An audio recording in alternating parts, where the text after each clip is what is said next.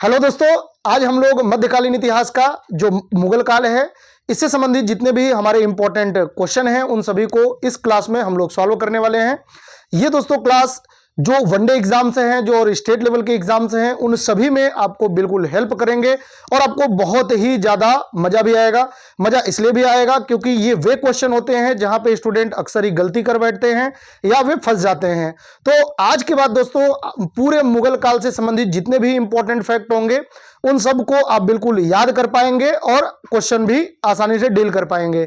तो इसी उम्मीद के साथ दोस्तों इस क्लास को मैं स्टार्ट करता हूं। बस एक चीज मैं आपसे कहना चाहूंगा कि क्लास को बीच में स्किप मत करना, जिसकी वजह से आपका एक अच्छा खासा नुकसान भी हो सकता है। नुकसान नहीं करना है और क्लास को पूरा देखना है क्योंकि क्वेश्चन वास्तव में बहुत ही लाजवाब हैं और इसके बाद आपको मुगल काल में झंडा गाड़ने से कोई रोक नहीं पाएगा। ठीक है, तो चलिए स्टार्ट करते हैं हम आज की अपनी क्लास को। आज हम लोग मुगल काल से संबंधित क्वेश्चन को सॉल्व करेंगे, जितने भी हमारे क्वेश्चन बन पाएंगे उन सबको।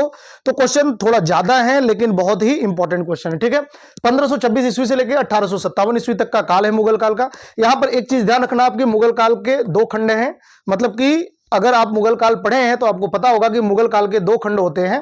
पहले होते हैं पूर्व मुगल काल या सिर्फ मुगल काल भी इनको बोलते हैं। पूर्व मुगल काल का जो समय होता है दोस्तों वो आपको पता है औरंगजेब तक ही होता है पूर्व मुगल काल, और ये होता है 1526 से लेकर के 1707 तक, जब तक औरंगजेब जीवित रहता है। तो वास्तव में मुगल काल इसी काल को कहते हैं जब तक औरंगजेब जीवित है। इसके बाद उत्तर मुगल काल है। उत्तर मुगल काल है लेकिन ये मुगल काल के नाम से जाना नहीं जाता क्योंकि इनका केंद्रीय भूमिका नहीं होता ना। इसके बाद जो अंग्रेज हैं वो धीरे धीरे, या यूरोपीय शक्तियां धीरे धीरे हावी हो जाती हैं तो इनकी शक्तियां क्षीण हो जाती हैं, जो उत्तर या परवर्ती मुगल काल के शासक हैं। और इनका जो समय काल है 1707 से लेकर के 1857 तक है। तो कुल मिलाकर के मैं सिर्फ और सिर्फ इतना कहना चाहता हूं आपसे कि ये मध्यकाल के पार्ट में आता है और ये आधुनिक काल के पार्ट में आता है। तो इनसे संबंधित क्वेश्चन हम यहां भी देखेंगे और आगे चल करके भी जब हम लोग आधुनिक काल पढ़ेंगे तो वहां भी कुछ क्वेश्चन आ जाएंगे ना। लेकिन हमारा जो मेन पर्पस होगा वो पूर्व मुगल काल, जो इंपॉर्टेंट है मध्यकाल से संबंधित क्वेश्चन, इनको सॉल्व करने का। ठीक है, तो ये चीज आप ध्यान रखना। और दोस्तों ये मुगल काल का जो चैप्टर है ये वास्तव में बहुत इंपॉर्टेंट है एग्जाम के पॉइंट ऑफ व्यू से भी। ये थोड़े कम इंपॉर्टेंट होते हैं लेकिन ये वाला बहुत इंपॉर्टेंट है। ठीक है, तो चलिए स्टार्ट करते हैं हम आज की अपनी क्लास को।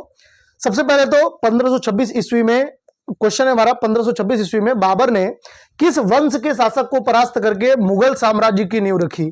तो 1526 में आपको पता है मुगल वंश की नींव पड़ी थी 1526 ईस्वी में, और डेट क्या था? 21 अप्रैल, जो युद्ध का समय है 21 अप्रैल 1526 को दोस्तों हमारे भारतीय भूमि पर एक बहुत ही निर्णायक युद्ध हुआ था, जिसे हम लोग किस नाम से जानते हैं? पानीपत का प्रथम युद्ध। आपको पता होगा पानीपत के कुल 3 युद्ध हुए, तो इसमें पानीपत का जो प्रथम युद्ध है, पानीपत का जो प्रथम युद्ध है दोस्तों ये हुआ था 21 अप्रैल 1526। इसका डेट भी याद कर लेना क्योंकि कभी कभी 1526 में ही 2-3 डेट करके दे देता है। तो 21 अप्रैल 1526 याद करेंगे तो थोड़े सेफ रहेंगे, क्योंकि अब हर स्टूडेंट ये याद करके बैठा हुआ है कि 1526 में ही पानीपत का युद्ध हुआ था। आप डेट भी याद कर लेना, मेरी जनरल सलाह है आपको। ठीक है, क्योंकि इंपॉर्टेंट है, इधर भी कुछ एग्जाम में इसका एग्जैक्ट डेट भी पूछा गया है, इसलिए मैं आपको इस पर इतना जोर दे रहा हूं। क्लियर है? अब यहां पर एक चीज ध्यान रखना कि पानीपत के युद्ध में बाबर द्वारा इस युद्ध में जीत हासिल की गई और किसको हरा करके? तो यहां पर लोधी वंश को पराजित किया गया। आपको पता है दिल्ली सल्तनत में कुल 5 राजवंश थे। सबसे पहले गुलाम वंश, फिर खिलजी, तुगलक, सैयद और फिर लोधी। लोधी दिल्ली सल्तनत का अंतिम राजवंश है और इसी लोधी वंश को गद्दी से हटा करके मुगल वंश दिल्ली पर स्थापित होता है। और यहां पर मुगल वंश का जो अंतिम शासक था दोस्तों वो कौन था? इब्राहिम लोधी। इब्राहिम लोधी था, और आपको पता है कि इब्राहिम लोधी को ही परास्त करके बाबर द्वारा इस युद्ध में दोस्तों पराजित करके मुगल वंश की नींव पड़ी थी। ठीक है, इब्राहिम लोधी को परास्त करने का कारण भी आपसे पूछा जाता है। तो इस युद्ध में ध्यान रखना कि बाबर के जीतने का 3 कारण है, ये याद कर लेना आप, इंपॉर्टेंट है, पूछा जाता है। तो पहले प्रशासनिक कुशलता, बाबर की प्रशासनिक कुशलता याद रखना, कुशलता, प्रशासनिक कुशलता, यानी कि बाबर एक बहुत ही अच्छा, एक बहुत ही योग्य प्रशासक था, इसमें कोई दो राय नहीं है। तो वो एक बड़ी वजह है जिसमें युद्ध में बाबर जीत हासिल करता है। फिर दूसरा आप ध्यान रखेंगे कि इसमें तुलुगमा नीति या तुलुगमा पद्धति, बाबर ने लागू कर दिया था ना, इस नीति को अपनाया था। ये क्या है मैं अभी आगे बताऊंगा आपको। तो इस युद्ध में ये सेना को सजाने की एक पद्धति होती है ना, सेना को सजाने की एक पद्धति थी, और इसी नीति के द्वारा बाबर इस युद्ध में बहुत कम सेना, बाबर अपने जो आत्मकथा है तुजू के बाबरी, उसमें वो बताता है बाबर कि भाई मेरे पास मात्र 12,000 की सेना थी, फिर भी मैंने एक लाखों की सेना को परास्त किया था। तो ये दूसरी बड़ी वजह है कि पानीपत के युद्ध को बाबर जीतता है। और तीसरा जो बड़ा वजह आप याद रखेंगे, इसमें तोप का प्रयोग, तोप का प्रयोग, ठीक है। अच्छा, एग्जाम में जो है कभी ऑप्शन में ये आता है तो आप इसको टिक करेंगे, बाकी तीन भी ऑप्शन होंगे, अगर ये है तो आप इसको टिक करेंगे, अगर ये है उसके बाद तुलुगमा नीति है तो इसको टिक करेंगे, और अगर तोप का प्रयोग है तो फिर इसको टिक करेंगे। अगर इन तीनों में से कोई एक है उसको टिक कर देंगे, क्योंकि एग्जाम में हमेशा इन्हीं तीनों में से कोई एक ऑप्शन होगा जो सही आंसर में आएगा, इन्हीं तीनों में से कोई एक होगा। लेकिन कभी कभी क्वेश्चन ऐसा भी आ सकता है कि ये तीनों की तीनों उस ऑप्शन में उपस्थित हो, और जब ऐसी स्थिति होगी तो आप हमेशा प्रशासनिक कुशलता बताएंगे, क्योंकि प्रशासनिक कुशलता में ये दोनों अपने आप शामिल हो जाएंगे। बात समझ आ रहा है? और बोर्ड हमेशा इसी को सही भी मानता है, ठीक है, प्रशासनिक कुशलता। चलिए नेक्स्ट क्वेश्चन की ओर बढ़ते हैं। पानीपत का प्रथम युद्ध कब हुआ था? आपसे डेट भी पूछ रहा है। 21 अप्रैल 1529, 21 अप्रैल 1526, 20 अप्रैल 1527, 15 अप्रैल 1528। तो यहां पे दोस्तों 21 अप्रैल 1526 सबसे पहले होता है पानीपत का युद्ध, आपको पता है पानीपत का युद्ध। फिर होता है खानवा का युद्ध, खानवा का युद्ध ये होता है 1526। फिर खानवा का युद्ध 1527। फिर होता है चंदेरी का युद्ध, चंदेरी का युद्ध जो मेदिनी राय के साथ हुआ 1528। और फिर होता है घाघरा का युद्ध जिसमें बाबर घायल हुआ था, घाघरा का युद्ध 1529, ठीक है। तो इस तरीके से ये 4-5 युद्ध हैं बाबर से संबंधित। और फिर बाबर की मृत्यु जो हुई थी, बाबर की मृत्यु हो गई 1530 में, 1530 में। तो अगर आपको ट्रिक से याद करना है तो ये एक मैं ट्रिक बताता हूं, इस ट्रिक के माध्यम से आप याद कर लेंगे, बहुत इंपॉर्टेंट है, ठीक है। कैसे याद करेंगे? पानी पिया, खाना खाया, चल दिया, घर गया, मर गया, ठीक है। इस तरीके से बाबर ने क्या किया, कहीं पर मान लो वो कहीं बाहर गया है, मार्केट गया है घूमने के लिए, ऐसे समझो वो कहीं बाहर गया है घूमने के लिए, तो पहले वो क्या किया, पानी पिया, फिर खाना खाया, फिर चल दिया, घर गया, मर गया। अगर इस तरीके से ये सीक्वेंस याद रहेगा तो पानी पिया, फिर खाना खाया, फिर चल दिया, फिर घर गया और फिर मर गया। इस तरीके से ये ट्रिक से आप इसको याद कर सकते हैं, ठीक है। चलिए नेक्स्ट क्वेश्चन की ओर बढ़ते हैं। बाबर ने प्रसिद्ध तुलुगमा नीति का प्रयोग सर्वप्रथम किस युद्ध में किया था? तो यह क्वेश्चन बहुत इंपॉर्टेंट है, 5 स्टार वाला क्वेश्चन है, एग्जाम में बार बार पूछा जाता है।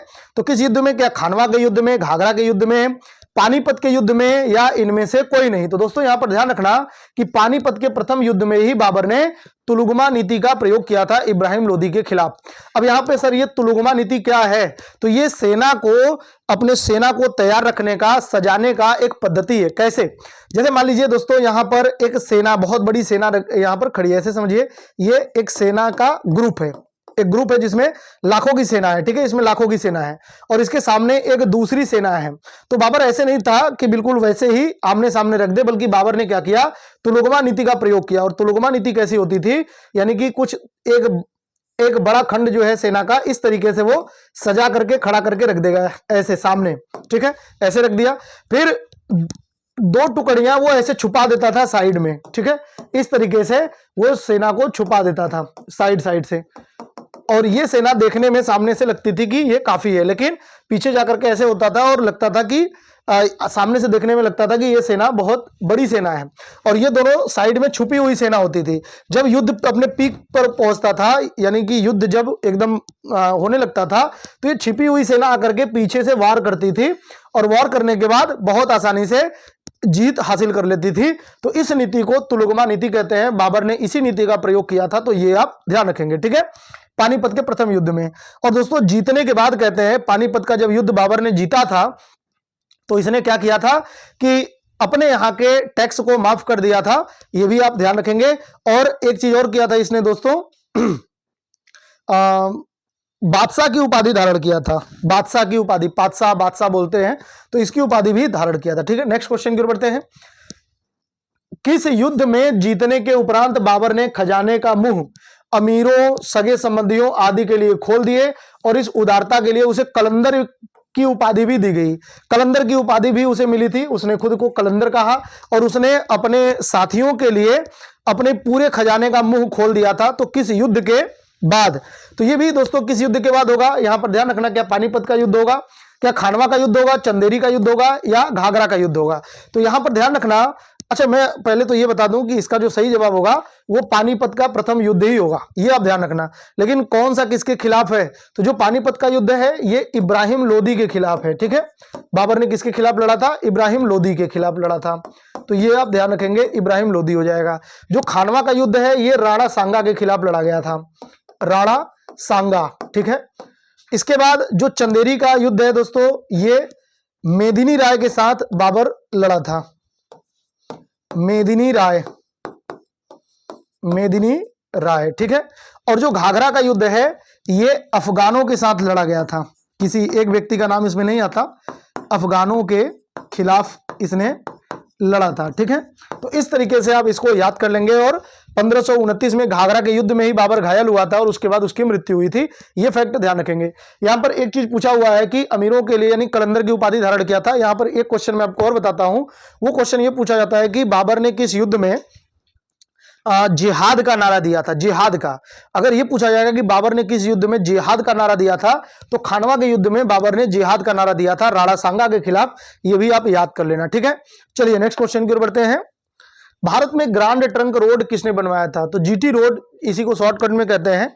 तो ये किसके द्वारा बनवाया गया था? हालांकि उस टाइम इसका नाम जो है उसी शासक के नाम पर ही था, बाद में इसका नाम ऑकलैंड ने, ऑकलैंड एक गवर्नर जनरल हुआ बाद में, ऑकलैंड, और इसने इसका नाम बदल करके जीटी रोड कर दिया, ठीक है। तो वो कौन सा शासक है? क्या अशोक ने, शेरशाह सूरी ने, अकबर ने, या हुमायूं ने? तो दोस्तों इसका सही जवाब क्या होगा? शेरशाह सूरी ने। और शेरशाह सूरी का जो शासनकाल है वो कब से कब तक है? 1540 से लेकर के 1545 तक का शासनकाल है। और इसी बीच शेरशाह सूरी द्वारा GT road, grand trunk road बनवाया गया, तो ये भी ध्यान रखेंगे। और उस समय इस मार्ग का जो नाम था वह शेरशाह सूरी मार्ग ही था, तो ये भी याद रखेंगे, ठीक है, जो कि कलकत्ता से लेकर के लाहौर तक बनवाया गया था। चलिए नेक्स्ट क्वेश्चन की ओर बढ़ते हैं। गुजरात विजय की यादगार में अकबर ने किसका निर्माण कराया था? तो गुजरात का जो विजय हुआ अकबर ने, उसके बाद किस चीज का निर्माण करवाया? क्या बड़ा इमामबाड़ा, ये लखनऊ में है, क्या बुलंद दरवाजा, जामा मस्जिद, या सिद्दी बसीर? तो दोस्तों इसका सही जवाब क्या होगा? बुलंद दरवाजा अकबर द्वारा बनवाया गया था। और सवाल यह है कि कब बनवाया गया था? तो ये 1573 में ये बनवाया गया था बुलंद दरवाजा। गुजरात विजय की उपलक्ष्य में बहुत इंपॉर्टेंट है, ये क्वेश्चन कई बार पूछा गया है, तो आप इसको याद कर लेंगे। हमारा जो नेक्स्ट क्वेश्चन है, आईने अकबरी एक महान ऐतिहासिक कृति निम्नलिखित में से किसके द्वारा लिखी गई है? ध्यान रखना कि जो आईने अकबरी है ये एक खंड है। जैसे कोई चैप्टर है तो उसके कोई किताब है उसके कई सारे चैप्टर होते हैं, ऐसे ही अकबरनामा के कई सारे खंड हैं, उसी में से एक खंड है आईने अकबरी। तो अकबरनामा जिसने लिखा है उसी ने आईने अकबरी लिखा हुआ है। तो किसने लिखा है ये दोस्तों? अबुल फजल ने लिखा है, ठीक है। अबुल फजल द्वारा ये लिखा गया है, जो कि क्या है? अबुल फजल द्वारा लिखा गया है, जो कि ये कौन है? तो ये अकबर का दरबारी था, अकबर का दरबारी था। और ये जो किताब है ये अकबर की जीवनी है, ठीक है। ये अकबर की क्या है? जीवनी है, अकबर की जीवनी। तो कई बार किताब का नाम नहीं देता, आपके एग्जाम में ये पूछता है कि अकबर की जीवनी किसके द्वारा लिखी गई है, किताब का नाम नहीं पूछेगा आपसे। तो ये अबुल फजल द्वारा ही लिखी गई, और जीवनी का नाम क्या है? अकबरनामा। और इसी का एक खंड क्या है? आईने अकबरी। तो ये किसने लिखा है दोस्तों? अबुल फजल ने, जो कि अकबर का ही एक दरबारी था, ठीक है। नेक्स्ट क्वेश्चन की ओर बढ़ते हैं। पानीपत की दूसरी लड़ाई जो 5 अप्रैल 1556 में हुई, निम्नलिखित में से किसके किसके बीच में हुई थी? तो क्या ये अकबर और हेमू के बीच में हुआ? हेमू को हेमचंद्र भी बोलते हैं, कभी कभी हेमचंद्र लिखा होता है, तो ये भी आप ध्यान रखना। राजपूत और मुगलों के बीच में हुई, बाबर और इब्राहिम लोदी के बीच में हुआ, या सिकंदर और आदिल शाह के बीच में हुआ? तो यहां पर ध्यान रखना कि ये दोस्तों अकबर और हेमू के बीच में हुआ था, ये आपको ध्यान रखना है, ठीक है। अच्छा, इसी में क्या हुआ था कि अकबर, आपको पता है कि अकबर के पिता का नाम क्या था? हुमायूं। तो हुमायूं को जैसे ही अचानक से हुमायूं की मृत्यु हुई, तो उस समय अकबर दिल्ली में नहीं था, ये बाहर था। और बैरम खान के संरक्षण में इसका राज्याभिषेक तो कर दिया गया, लेकिन ये जब दिल्ली आया तब तक हेमू दिल्ली की गद्दी पर काबिज हो चुका था और उसको ये फिर से प्राप्त करने के लिए लड़ाई करनी पड़ी। तो ध्यान रखना कि दिल्ली में जब हेमू को पराजित करके अकबर दोबारा से शासक बनता है तो इसका राज्याभिषेक 2 बार हुआ था। लेकिन कभी भी आपके एग्जाम में पूछा जाएगा कि किस शासक का राज्याभिषेक 2 बार हुआ, तो उसमें आप अकबर को नहीं बताएंगे। वैसे मुगलों में 3 ऐसे शासक हैं जिनका जो राज्याभिषेक है वो 2-2 बार हुआ, अकबर का भी, हुमायूं का भी। हालांकि हुमायूं का सार्वजनिक तरीके से नहीं हुआ, केवल वो गद्दी प्राप्त कर लिया था, लेकिन 2 बार राजा बना था हुमायूं भी, और औरंगजेब भी। और एग्जाम में जब पूछा जाएगा राज्याभिषेक के संबंध में तो हमेशा आप औरंगजेब जवाब देंगे, ठीक है। औरंगजेब का राज्याभिषेक 2 बार हुआ था, औरंगजेब। अरे भाई क्या लिख दिया, औरंगजेब, ठीक है। तो ये दूसरी लड़ाई अकबर और हेमू के बीच में हुई थी, पानीपत की दूसरी लड़ाई। अच्छा, पानीपत की तीसरी लड़ाई कब हुई थी? पानीपत की जो तृतीय लड़ाई है, तीसरी लड़ाई है, ये कब हुई थी? तो ये दोस्तों 1761 में हुआ था। अहमद शाह अब्दाली और जो ये सदाशिवराव भाऊ थे, मराठे थे, उनके बीच में ये हुआ था 1761 में, ठीक है। नेक्स्ट क्वेश्चन की ओर बढ़ते हैं। दीन इलाही नामक नया धर्म किसके द्वारा शुरू किया गया था? अब यहां पर एक क्वेश्चन आप ध्यान से समझना। दीन इलाही अकबर द्वारा स्टार्ट किया गया था, अकबर के द्वारा स्टार्ट किया गया था 1582 में, ठीक है। लेकिन यहां पर कई सारे इतिहासकार इसको धर्म नहीं मानते, जबकि कुछ लोगों का मानना है कि अकबर एक नया धर्म चलाना चाहता था, है ना। जैसे अकबर के बहुत, जैसे अशोक के बारे में आप प्राचीन काल में पढ़ते हैं तो उसने धम्म नीति लागू किया था कि लोगों को ऐसा करना चाहिए, वैसा करना चाहिए। कुछ वैसे ही अकबर की धम्म नीति भी थी, है ना। ये अकबर की धम्म नीति मान लो आप, जैसे अशोक की धम्म नीति है उस पैटर्न में, लेकिन ये धम्म नीति नहीं कहलाती, बल्कि इसको क्या कहते हैं? दीन ए इलाही कहते हैं। अब सवाल यह है कि इसको सबसे पहले धर्म किसने कहा था? तो ये दोस्तों अबुल फजल ने ही सबसे पहले इसको धर्म घोषित किया कि ये तो भैया अकबर ने एक नया धर्म स्टार्ट कर दिया। हालांकि ये सक्सेसफुल नहीं रहा और बाद में ये मतलब ड्रॉप हो गया।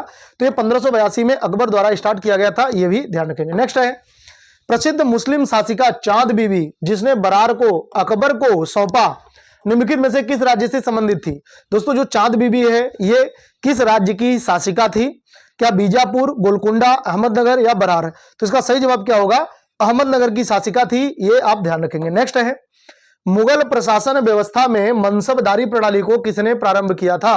तो मनसबदारी प्रणाली को किसने प्रारंभ किया था? क्या अकबर, शाहजहां ने, अकबर ने, जहांगीर ने या बाबर ने? तो दोस्तों इसका जो सही जवाब होगा वो क्या होगा? अकबर द्वारा मनसबदारी प्रणाली को प्रारंभ किया गया था। इसी को दोस्तों ध्यान रखेंगे, एक और प्रणाली आप ध्यान रखेंगे, अगर आपसे पूछा जाएगा जब्ती प्रणाली किसने लागू किया था, तब भी आप बताएंगे अकबर ने। जब्ती प्रणाली अकबर ने, मनसबदारी प्रणाली अकबर ने। एक और इसी को कहते हैं दहसाला प्रणाली। दहसाला प्रणाली भी अगर पूछा जाएगा तो ये भी अकबर ने ही लागू किया था। हालांकि अगर इसके जन्मदाता के रूप में पूछा जाएगा तो आप शेर शाह सूरी बताएंगे, ठीक है। अकबर के मैक्सिमम काम जो है वो पहले शेर शाह सूरी उसको कर चुका था और बाद में अकबर ने उसी को रिपीट किया, तो ये भी ध्यान रखेंगे, ठीक है। नेक्स्ट है अपने काल का महान संगीतज्ञ तानसेन किसके दरबार में थे? तो तानसेन दोस्तों एक वाद्य यंत्र को बजाने वाले व्यक्ति थे, आपको पता होगा तानसेन के बारे में। तो तानसेन किसके दरबार में रहते थे? क्या जहांगीर के, अकबर के, शाहजहां के या बहादुर शाह के? तो ये जो है ये अकबर के दरबारी थे, ठीक है। 9 रत्नों में से एक थे, ठीक है ना, तानसेन। अच्छा, इनका वास्तविक नाम पूछा जाता है तो रामतनु पांडे। इनका वास्तविक नाम क्या था? रामतनु पांडे, ठीक है।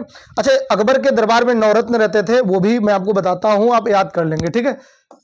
अबुल फजल, फैजी, तानसेन, बीरबल, टोडरमल, मानसिंह,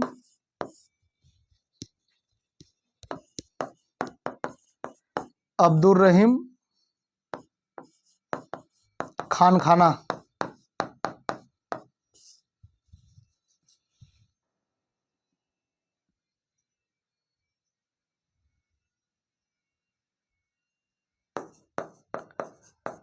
अजियाउद्दीन।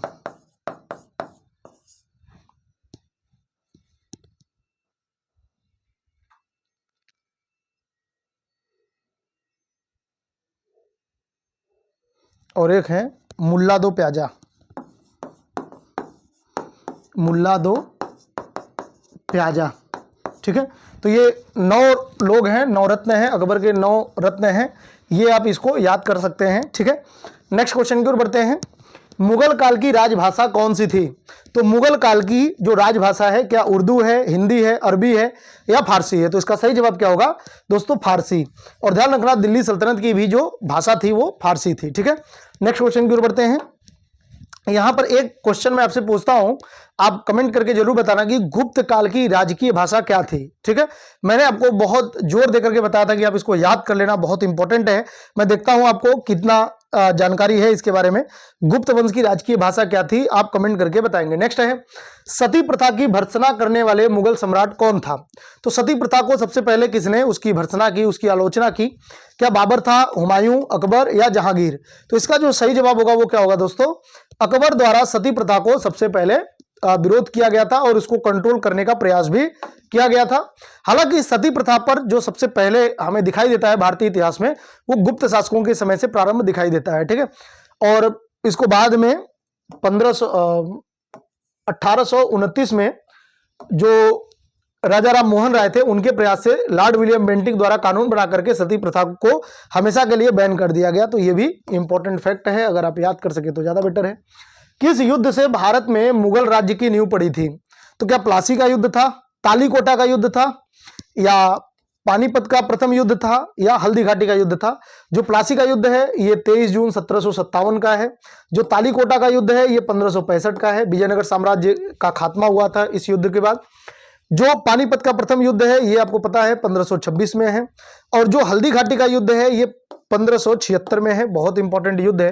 तो यहां पर मुगल वंश की जो नींव पड़ी थी वो दोस्तों पानीपत का प्रथम युद्ध था, ये भी ध्यान रखेंगे। नेक्स्ट क्वेश्चन है, मुगल चित्रकारी किसके शासनकाल में पराकाष्ठा पर पहुंच गया था? यहां पे 2 क्वेश्चन पूछा जाता है। एक पूछा जाता है चित्रकारी मुगल काल के किस शासक के समय में प्रारंभ होगा? चित्रकारी, तो एक प्रारंभ करने के बारे में पूछा जाता है और दूसरा उसका पीक पॉइंट पूछा जाता है, यानी चरमोत्कर्ष पूछा जाता है। अगर आपसे चित्रकारी किसके समय में पराकाष्ठा पर पहुंच गई ऐसा क्वेश्चन होगा तो क्या बताएंगे? शाहजहां या अकबर, औरंगजेब या जहांगीर? तो दोस्तों इसका जो सही जवाब होगा वो होगा जहांगीर। जहांगीर के समय में ही ये पराकाष्ठा थी इसकी, यानी कि सबसे पीक पॉइंट पर था। लेकिन अगर पहली बार शुरुआत पूछा जाएगा तो आप किसको बताएंगे? आप बताएंगे हुमायूं को। हुमायूं के समय में ही दोस्तों सबसे पहले चित्रकारी प्रारंभ हुई थी, लेकिन जहांगीर के समय में बहुत पीक पॉइंट पर था। और जहांगीर के दरबार में ही एक प्रसिद्ध चित्रकारी मंसूर रहता था, ये भी आप याद कर लेंगे। मंसूर ये चिड़िया वगैरह की भी चित्रकारी करता था, जिससे जहांगीर काफी प्रसन्न रहता था। नेक्स्ट है, निम्नलिखित में से किसने अकबर की जीवन कथा लिखी थी? तो अकबर की जीवन कथा किसने लिखी? अबुल फजल, फैजी, अब्दुल नबी खान, बिरबल? तो दोस्तों इसका जो सही जवाब होगा वो क्या होगा? अबुल फजल ने, आपको पता है, अकबरनामा लिखा, या इसी को आइन ए अकबरी कहते हैं। तो ये अबुल फजल द्वारा लिखा गया, बिल्कुल याद कर लेंगे। यहां पर जो बिरबल है, बिरबल का वास्तविक नाम कभी भी आपसे पूछे तो महेश दास याद रखेंगे। महेश दास किसका वास्तविक नाम था? तो बिरबल का वास्तविक नाम है महेश दास। नेक्स्ट है, किस मुगल शासक ने भारत की वनस्पतियों और प्राणी जगत, ऋतुओं और फलों का विशद विवरण अपने डायरी में दिया है? कहने का मतलब यह है कि उसको वनस्पतियों से बहुत प्रेम था और वो डे बाय डे जब भी उसे टाइम मिलता था तो वो सारी चीजों को लिखता था। प्रकृति से बहुत प्रेम था। और इतना ही नहीं दोस्तों, अगर कभी आपसे पूछा जाए कि पार्क या उद्यान या बाग है ना, या बाग बगीचों का शौकीन शासक कौन था, अगर ऐसा क्वेश्चन होगा तब भी आप किसको बताएंगे? बाबर को बताएंगे। तो ये भी ध्यान रखना, इसका सही जवाब क्या होगा? बाबर, ठीक है। नेक्स्ट है, शेर शाह की महानता का द्योतक क्या है? यानी कि शेर शाह बहुत ही महान शासक था, आपको पता है, शेर शाह सूरी। और कन्नौज या बिलग्राम के युद्ध में सबसे पहले तो इसने चौसा का युद्ध लड़ा और उसके बाद कन्नौज या बिलग्राम का युद्ध लड़ा। कन्नौज या इसी को क्या कहते हैं? बिलग्राम का युद्ध कहते हैं। तो 2 युद्ध इंपॉर्टेंट हैं इसके बारे में। ये जो है ये 1539 में लड़ा और ये जो है कन्नौज या बिलग्राम का युद्ध 1540 में लड़ा था। तो ये 2 युद्ध हैं और इन दोनों युद्धों में शेर शाह सूरी द्वारा हुमायूं को पराजित किया गया। और कन्नौज या बिलग्राम के युद्ध में तो हुमायूं दिल्ली छोड़ करके भारत से बाहर भाग गया था और उसके बाद शेर शाह सूरी दिल्ली की गद्दी पर बैठा और इसके बाद उसने नए सिरे से शासन व्यवस्था प्रारंभ किया। और वो अपने किस चीज के लिए सबसे ज्यादा प्रसिद्ध है? क्वेश्चन यही आपसे पूछा जा रहा है। तो क्या हुमायूं के विरुद्ध उसका विजय अभियान सबसे ज्यादा इंपॉर्टेंट है, जो इन दोनों युद्धों में वो जीत हासिल किया। श्रेष्ठ सैन्य नेतृत्व, ये भी था, गजब का था, ये भी सही है। प्रशासनिक सुधार था, ये भी बहुत गजब का था। या धार्मिक सहिष्णुता था। तो दोस्तों ये कह रहा है कि उसकी महानता का द्योतक क्या है, मतलब शेरशाह सूरी का कोई एक चीज अगर आपको जानना हो कि भाई हाँ वो उस चीज में सबसे ज्यादा विशिष्ट था, तो वो होगा उसका प्रशासनिक सुधार। इसने बहुत सारे ऐसे काम किए जिसको अकबर ने बाद में रिपीट किया, तो ये अपने प्रशासनिक सुधार के लिए जाना जाता है। ध्यान रखना, रुपया सबसे पहले चलाने वाला भी कौन था, रुपया चलाने वाला भी शेरशाह सूरी था। इसके अलावा आपको पता है जीटी रोड का निर्माण करता भी शेरशाह सूरी था। इसने बहुत सारे जो ये जीटी रोड था उसके किनारे सराय बनवाए थे ताकि लोग वहां पे रह सके, बहुत सारे धर्मशालाओं का निर्माण करवाया था। शेरशाह सूरी के प्रशासनिक जैसे जब्ती है, दहसाला प्रणाली है, ये सब शेरशाह सूरी ने ही प्रारंभ किया था, बाद में उसको अकबर ने बड़े पैमाने पर लागू किया था। तो ये ध्यान रखेंगे आप, ठीक है। नेक्स्ट है हुमायूं नामा किसने लिखा था, तो हुमायूं नामा किसने लिखा, क्या गुलबदन बेगम ने, मुमताज महल ने, जहां आरा बेगम ने, या रोशन आरा बेगम ने। तो दोस्तों इसका जो सही जवाब है वो क्या है, गुलबदन बेगम। और गुलबदन बेगम कौन है, तो ये बाबर की पुत्री है, बाबर की पुत्री है और हुमायूं की बहन है, ठीक है। हुमायूं की क्या है, ये बहन है, हुमायूं की बहन है। और हुमायूं की बहन ने ही हुमायूं नामा लिखा था, जो कि हुमायूं की जीवनी है। हुमायूं नामा क्या है, हुमायूं की जीवनी है, तो ये ध्यान रखेंगे। नेक्स्ट है अकबर के शासन में महाभारत का फारसी भाषा में अनुवाद किया गया था, वह किस नाम से जाना जाता है। तो महाभारत का जो फारसी में अनुवाद किया गया था, किसने किया था इसको किया था दोस्तों, बदायूनी ने किया था। बदायूनी और उसके कुछ साथी भी थे, लेकिन मेन नाम बदायूनी का लिया जाता है। और महाभारत का ट्रांसलेट करके क्या इकबाल नामा किया गया, क्या रज्मनामा किया गया, अकबरनामा किया गया, या सकिन्नत उल औलिया किया गया। तो इसका जो सही जवाब होगा वो क्या होगा, रज्मनामा किया गया, ठीक है। महाभारत का जो नाम ट्रांसलेट करके किया गया, रज्मनामा किया गया, किसने किया था, बदायूनी ने। नेक्स्ट है किस मुगल सम्राट ने सैयद भाइयों को गिराया था, मतलब कि उनको खत्म करवा दिया था, उनको मरवा दिया था। तो दोस्तों किसने किया था, सैयद भाइयों का खात्मा किसने किया था, क्या बहादुर शाह ने किया था, रफीउद्दौला ने किया था, शाहजहां द्वितीय ने किया था, या मोहम्मद शाह ने। तो ये जो है क्वेश्चन, ये उत्तर मुगल काल का एक क्वेश्चन है, इंपॉर्टेंट क्वेश्चन है। आपको पता है सैयद बंधुओं का एक नृप निर्माता कहते हैं इनको, राजनीति का नृप निर्माता कहते हैं। जब औरंगजेब की मृत्यु हो गई थी 1707 में, तो सैयद भाई, दो भाई थे, इन्होंने ही राजनीति में काफी बढ़ चढ़ करके हिस्सा लिया और इनको मतलब कई सारे शासकों को इन्होंने गद्दी पर बैठाया, उतारा, इस तरीके से। तो इनको अंत में मृत्यु किसने दे दिया था, किसने इनको मरवा दिया था, तो मोहम्मद शाह रंगीला था, मोहम्मद शाह रंगीला। इसका शासनकाल जो है ये 1719 से लेकर के 1748 तक का शासनकाल है, तो ये ध्यान रखेंगे। और इसी टाइम सैयद भाइयों को इसने मरवा दिया था, बहुत इंपॉर्टेंट फैक्ट है, ध्यान रखेंगे। निम्नलिखित में से कौन अंतिम मुगल सम्राट थे, तो अंतिम मुगल सम्राट कौन थे, क्या आलमगीर द्वितीय हैं, शाह आलम द्वितीय हैं, बहादुर शाह द्वितीय हैं, या अकबर द्वितीय हैं। तो इसका जो सही जवाब होने वाला है वो क्या है, अंतिम मुगल सम्राट आपसे पूछा जाएगा तो आप बहादुर शाह द्वितीय बताएंगे, या इसी को क्या कहते हैं, बहादुर शाह जफर भी कहते हैं। और आपको पता है 1857 की क्रांति का जो मेन लीडरशिप था वो किसके पास था, बहादुर शाह जफर के पास ही था। और इसी बहादुर शाह जफर को दिल्ली के लाल किले से गिरफ्तार करके अंग्रेजों ने क्या किया, इनको रंगून भेज दिया था, जो कि बर्मा की राजधानी थी रंगून। और रंगून की जेल में ही इनको कैद कर दिया गया था और वहीं पर इनकी मृत्यु 1862-63 में हो जाती है, ठीक है। नेक्स्ट है अकबर के शासनकाल में भू राजस्व सुधारों के लिए कौन उत्तरदायी था। तो अकबर के शासनकाल में जो भू राजस्व है यानी कि लैंड रेवेन्यू है, उसको किसने लागू किया, किसने उसको नियमित किया, तो ये दोस्तों कौन था, तो जो उसका वित्त मंत्री होगा। तो वित्त मंत्री कौन था, क्या बिरबल होगा, क्या टोडरमल होगा, क्या जय सिंह होगा, या बिहारी मल होगा। तो दोस्तों इसका जो सही जवाब है वो क्या है, टोडरमल।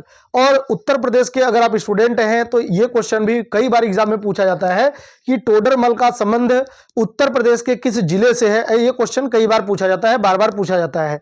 अगर आप यूपी के स्टूडेंट हैं तो आपके लिए इंपॉर्टेंट है, तो इसलिए मैं यहाँ पे बता देता हूं। तो ये सीतापुर डिस्ट्रिक्ट से संबंधित है, एग्जाम में कई बार ये क्वेश्चन पूछा जा चुका है, ठीक है। नेक्स्ट है अकबर द्वारा बनवाए गए उपासना भवन पूजा गृह का क्या नाम था? अकबर ने आपको पता है एक उपासना भवन बनवाया था जहां पर जाकर के धार्मिक विमर्श हो सके।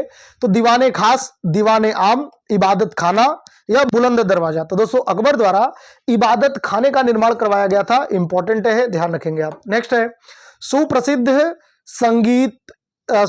संगीतज्ञ तानसेन जो है और बैजू बावरा किसके शासनकाल में सुविख्यात थे? तो ये तानसेन और बैजू बावरा किसके दरबारी थे? क्या ये जहांगीर के दरबारी थे, बहादुर शाह जफर के दरबारी थे, अकबर के दरबारी थे या शाहजहां के? तो दोस्तों इसका जो सही जवाब होगा वो क्या होगा कि ये जो तानसेन है और बैजू बावरा है ये अकबर के दरबारी थे। तो बहुत इंपॉर्टेंट क्वेश्चन है, ये भी आप ध्यान रखेंगे। नेक्स्ट है रामचरितमानस के लेखक कौन है? तुलसीदास। ये किसके समकालीन थे, किसके शासनकाल के समय के थे? तो क्या ये चंद्रगुप्त द्वितीय विक्रमादित्य के समय के थे, क्या ये वाजिद अली शाह के समय के थे, क्या ये हर्षवर्धन के समय थे या अकबर के समय थे? तो दोस्तों इसका जो सही जवाब है वो क्या है, ये अकबर के समकालीन थे। ठीक है, तुलसीदास। नेक्स्ट है किस युद्ध में बाबर ने जिहाद का नारा दिया, धर्म युद्ध का नारा दिया और तमगा नामक कर को समाप्त कर दिया? तमगा एक टैक्स लगता था, अपनी सेना को उस टैक्स से मुक्त कर दिया और युद्ध जीतने के बाद गाजी की उपाधि धारण किया था। तो गाजी की उपाधि भी धारण किया था। देखिए जब वो पानीपत का युद्ध जीता था तो उसने कलंदर की उपाधि धारण की, लेकिन जब वो दोस्तों खानवा का युद्ध लड़ता है राणा सांगा के खिलाफ, ध्यान रखना आप, अगर आपसे पूछा जाए ना कि मुगलों के लिए सबसे ज्यादा निर्णायक युद्ध कौन सी थी, पानीपत का युद्ध जीतना बड़ी बात नहीं थी। पानीपत का युद्ध दोस्तों वो जीत गया, अच्छी बात है, लेकिन जो ज्यादा निर्णायक युद्ध था वो खानवा का युद्ध था। खानवा का युद्ध ज्यादा इंपॉर्टेंट था और खानवा के युद्ध में ज्यादा पॉसिबिलिटी थी कि राणा सांगा जीत जाएगा, लेकिन इसको भी बाबर द्वारा जीत लिया गया। और इसी युद्ध के बाद इसने क्या किया, इस युद्ध में इसने जिहाद का नारा दिया, मतलब एक तरीके से धर्म के नाम पर इस युद्ध को लड़ा था, खानवा के युद्ध को। और इसने क्या किया, अपनी सेना को तमगा नामक टैक्स से मुक्त कर दिया। और सबसे बड़ी के बात यह है कि इसने क्या किया, जब इस युद्ध में जीत हासिल की तो गाजी की उपाधि को धारण किया। ठीक है, पानीपत के युद्ध में इसने कलंदर की उपाधि को धारण किया था। तो ये खानवा के युद्ध में ध्यान रखेंगे। और खानवा का युद्ध कब हुआ था? 1527 में। किसके खिलाफ ये लड़ा था? राणा सांगा के खिलाफ। नेक्स्ट है मुबैयान नामक पद्य शैली के जन्मदाता बाबर ने अपनी आत्मकथा, बाबर की आत्मकथा क्या है? तुजुक ए बाबरी, किस भाषा में लिखी गई है? ध्यान रखना दोस्तों, मुगल काल के जितने भी शासक हुए उसमें दो शासक ने अपनी जीवनी लिखी। कौन कौन से दो शासक हैं? एक तो है बाबर जिसने तुजुक ए बाबरी लिखी, और एक है तारीख है जहां ये जहांगीरी करके है, या जहांगीरनामा भी आप याद कर लेंगे तब भी चलेगा। तो वो जहांगीर ने लिखा था। तो ये दो शासक अपनी आत्मकथा लिखेंगे, बाकी सबकी जो जीवनी है वो किसी और के द्वारा लिखी जाती है। तो ये किसके द्वारा लिखी गई है? क्या अच्छा ये भाषा पूछ रहा है आपसे कि अपनी आत्मकथा तुजुक ए बाबरी की भाषा क्या है? तो सबकी भाषा जो होगी वो तुर्की होगी, लेकिन जो जहांगीर ने लिखा था वो फारसी में लिखा था। तो ये तुर्की, ध्यान रखेंगे, तुर्की में। बाबर ने जो है ये तुर्की में लिखा था। नेक्स्ट है बाबर मूल रूप से कहां का शासक था? तो बाबर भाई 1526 में भारत में स्थापित हुआ। इसके पहले ये कहां का शासक था? तो ये फरगना का शासक था। फरगना, कंधार, तक्षशिला, पंजाब। दोस्तों सही जवाब क्या होगा? फरगना, यानी कि जो हमारा अफगानिस्तान का उत्तर का क्षेत्र है उस क्षेत्र से ये शासन करने के लिए भारतीय क्षेत्र में आया था। तो ये बुलाया गया था, लूटने के पर्पज से आया था, लेकिन बाद में इसने यहां पर शासन स्थापित कर ली। नेक्स्ट है बाबर को भारत पर आक्रमण करने के लिए आमंत्रित करने वालों में कौन शामिल नहीं था? पानीपत के युद्ध में आपको पता है 1526 के युद्ध में बाबर तो भले ही लड़ा था, लेकिन बाबर को बुलाया गया था लड़ने के लिए, क्योंकि भारतीय शासक ये मानते थे कि बाबर आएगा, युद्ध लड़ेगा और यहां पर जो इब्राहिम लोदी है, लोदी वंश का शासन है, ये धराशायी हो जाएगा और इसके बाद बाबर लूट करके चला जाएगा और इस पूरे साम्राज्य में हम लोग अपना शासन स्थापित कर लेंगे। तो इस लालच में बाबर को कई सारे शासकों ने आमंत्रित किया था। तो कह रहा है कौन आमंत्रित नहीं किया था? क्या पंजाब का सूबेदार दौलत खान लोदी व उसका पुत्र दिलावर खान लोदी, इन्होंने, या इब्राहिम लोदी का चाचा आलम खान लोदी, इसने नहीं बुलाया था, या मेवाड़, किसने बुलाया था? नहीं, किसने नहीं बुलाया था, मतलब कई सारे लोगों ने बुलाया था। क्या मेवाड़ का शासक राणा सांगा ने बुलाया था या नहीं बुलाया था? चंदेरी का शासक मेदिनी राय, तो दोस्तों सबने बुलाया था, मेदिनी राय नहीं बुलाया था ना। चंदेरी का शासक जो मेदिनी राय था उसने नहीं बुलाया था, तो बाकी सबने बुलाया था कि बाबर आए और दिल्ली पर अटैक करे। नेक्स्ट है मुगल साम्राज्य के सुदृढ़ीकरण के दृष्टिकोण से सबसे निर्णायक युद्ध कौन सा था। अब देखिए ये मुगल काल के सुदृढ़ीकरण के लिए कह रहा है कि सबसे ज्यादा निर्णायक युद्ध कौन सा था। तो पानीपत का नहीं बताएंगे, पानीपत में तो वो यहां पर स्थापित हुआ, लेकिन मुगल काल सबसे ज्यादा स्ट्रांग किस युद्ध से हुआ। अगर ऐसा क्वेश्चन होगा तो आप किस युद्ध को बताएंगे, क्या खानवा होगा, चंदेरी होगा, घाघरा होगा। तो दोस्तों इसका सही जवाब क्या होगा, खानवा का युद्ध, ठीक है, जो कि कब लड़ा गया था, 1527 ईस्वी में। नेक्स्ट है सूची 1 को सूची 2 के साथ आपको सुमेलित करना है। तो एक तरफ है बाबर द्वारा लड़े गए युद्ध है और दूसरी तरफ है शासक, ठीक है। तो पानीपत का प्रथम युद्ध 1526 में बाबर ने ये किसके खिलाफ लड़ा था, ये इब्राहिम लोदी के खिलाफ लड़ा था। खानवा का युद्ध 1527 राणा सांगा, ये आमने सामने ही लिखा हुआ है। चंदेरी का युद्ध ये मेदिनी राय, और घाघरा का युद्ध ये दोस्तों अफगानों के विरुद्ध लड़ा था और मुख्यतः इसमें महमूद लोदी था। आप ध्यान रखना कि अफगानों के विरुद्ध ही याद कर लेंगे। तो यहाँ पर 1 2 3 4 बिल्कुल आमने सामने ही लिखा हुआ है, तो इस प्रकार से ये सही हो जाएगा। हमारा जो नेक्स्ट क्वेश्चन है, किसने मुगल साम्राज्य की राजधानी को आगरा से दिल्ली स्थानांतरित की। अभी कह रहा है आगरा से दिल्ली, दिल्ली से आगरा अगर पूछा जाएगा तो आपको पता है सिकंदर लोदी आगरा को स्थापित किया था 1504 में, और तब से आगरा जो कैपिटल है ये कंटिन्यू रहती है। मुगलों की भी कैपिटल आगरा कंटिन्यू है।